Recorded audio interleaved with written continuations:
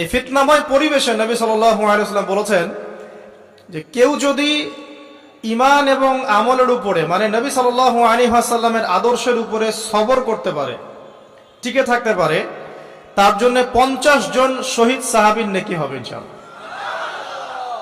তো ফিতনাময় পরিবেশে যদি সবর করা যায়, হকের উপর অটল থাকার চেষ্টা করা যায়, ইনশাআল্লাহ আপনি 50 জন শহীদ সাহাবীর নেকি পাবেন ইনশাআল্লাহ।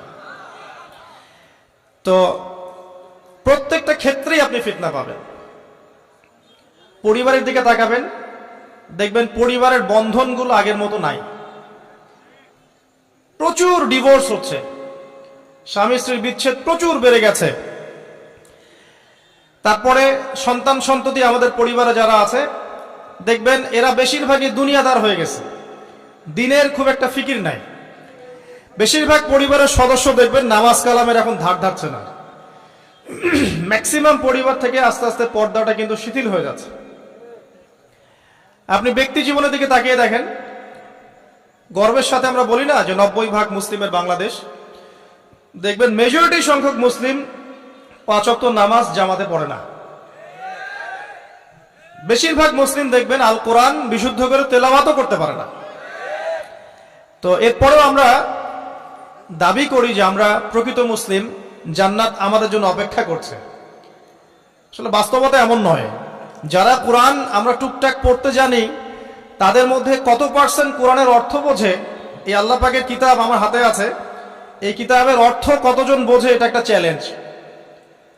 যারা কোরআন পড়তে জানি আমরা, তাদের প্রতি চ্যালেঞ্জ, দেখেন তাদের মধ্যে কত পার্সেন্ট মানুষ কোরআনের অর্থ বলতে পারবে।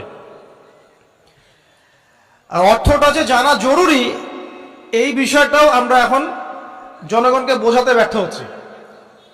কোরআনের অর্থটা যে বোঝাটা জরুরি, এটা বোঝাতেও ব্যর্থ হচ্ছে।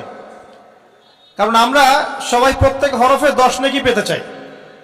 কোরআন তেলাওয়াত করলে প্রত্যেক হরফে 10 নেকি হবে, এই তো। তো এই কনসেপ্ট যখন আমার মাথায় ঢুকে গেছে, আমি ওখানে নিজেকে থামিয়ে দিয়েছি। অর্থ বুঝে গবেষণা করলে এবং কোরআন কেন্দ্রিক জীবন ব্যবস্থা গড়লে যে আরো বেশি নেকি হয়, এটা আমার মাথায় নাই। প্রত্যেক হরফে 10 নেকি তো আপনি পাবেন তেলাওয়াত করলে, কিন্তু অর্থ বুঝে এর ভিতরে ঢুকলে, গবেষণা করলে এর মূল স্বাদটা পাওয়া যায়, এটা আমরা বুঝতে পারছি না। দেখবেন বেশিরভাগ মানুষ কোরআনের অর্থটা জানে না। আবার আমরা যারা টুকটাক ভাঙাচুরা অর্থ জানি, তারা আবার দেখবেন কোরআনের সমস্ত আদেশ মেনে চলতে পারছি না এবং কোরআনের সমস্ত নিষেধও বর্জন করতে পারছি না। সমস্যা কিন্তু এখানেও থেকে গেছে। আবার কোরআনের ব্যাখ্যায় আছে হাদিস। তো এই হাদিসকে কেন্দ্র করে কোনো বিভ্রান্তির সুযোগ ছিল না, কিন্তু এখানেও আমরা বিভিন্ন জাল এবং মানে বানোয়াট হাদিসের উপর আমলও শুরু করেছি। হাদিসের নামে এমন অনেক কিছুই চলছে সমাজে, যেগুলোর সাথে হাদিসের কোনো সম্পর্ক নাই।